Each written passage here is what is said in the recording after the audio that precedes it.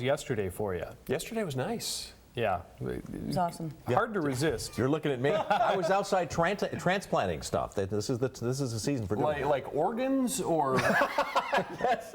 Right there in my driveway in a gurney. sterile situation.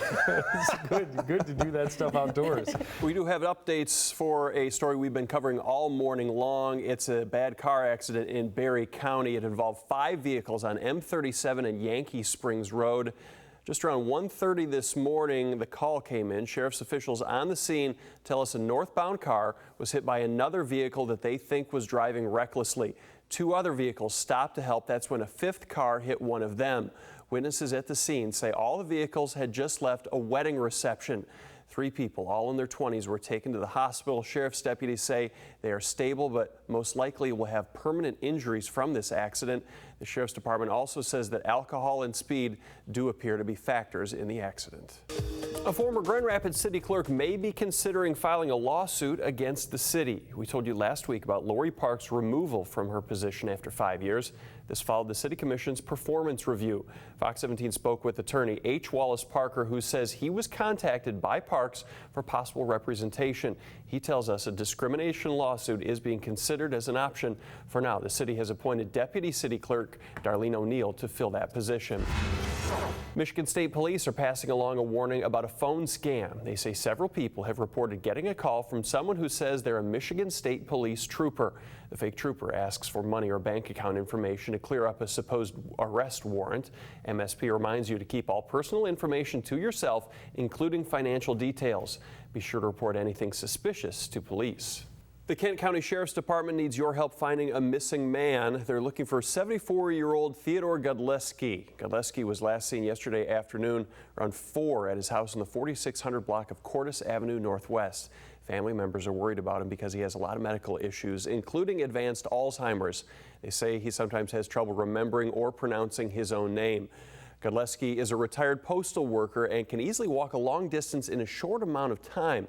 He's a white male, around 6 feet tall, 200 pounds, with reddish gray hair and blue eyes. He also doesn't have his upper front teeth. He was last seen wearing a red short-sleeve polo, blue jeans, and white tennis shoes. If you know where he is, please call the Kent County Sheriff's Department at the number on your screen. Hey, I got you a new watch. Oh, what's it do? Is it one of those smart watches? Yeah, it tells you when you're going to die. Could you imagine someone's face? It'd be worth giving it to somebody as a joke. The Nostradamus watch is available at Kickstarter. I know it's on your list for next year. And it's not even a good-looking watch. It's not.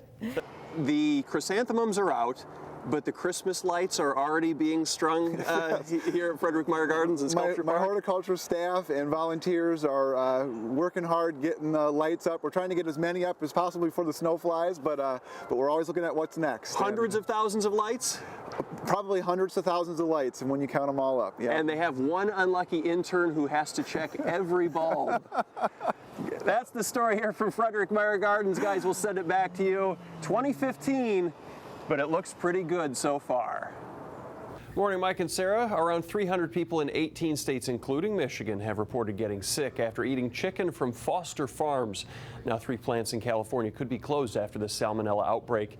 The Centers for Disease Control says about half of the people who reported getting sick have been hospitalized, and things are made more complicated by the fact that this strain of salmonella, called Heidelberg, is made up of a bunch of other strains, some of which are resistant to antibiotics. To make matters even worse, there may have been delays in getting information about the outbreak to the public because of the government shutdown.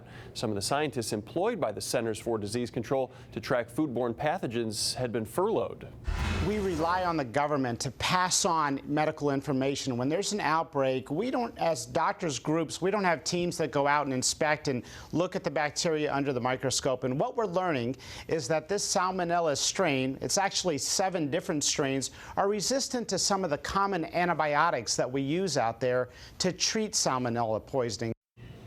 Some stores around the country have pulled Foster Farms chicken from their shelves, but so far there's been no recall. According to the USDA, salmonella is naturally occurring and isn't a problem if the meat is cooked correctly.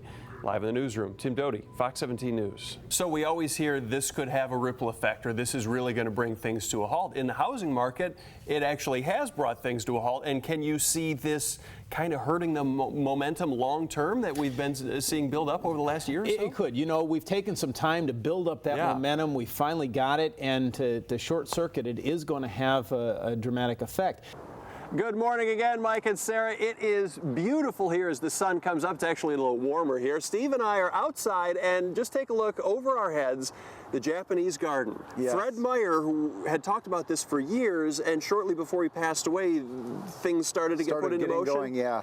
The Richard and Helen DeVos Japanese garden here is fully under construction. It's 8 acres, and it will open sometime in 2015. Hi, Sarah. Lots of problems right now. The government is shut down. Workers are furloughed. Federal agencies are closed. And national parks like Isle Royal, Pictured Rocks, and Sleeping Bear Dunes here in Michigan are closed. And to top it all off, as you said, the debt ceiling debate rages on. You thought it's been ugly the last few weeks? Well, just wait. It could get worse.